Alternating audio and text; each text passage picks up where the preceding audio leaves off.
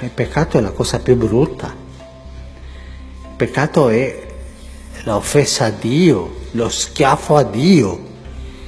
E dire a Dio, tu non mi importi, io preferisco questo.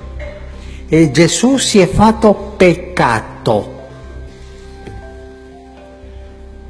Noi siamo abituati a parlare dei peccati altrui. È una cosa brutta. Invece di parlare del peccato altrui, non dico di farci peccati noi perché non possiamo, ma di guardare i nostri peccati, è Lui che si è fatto peccato.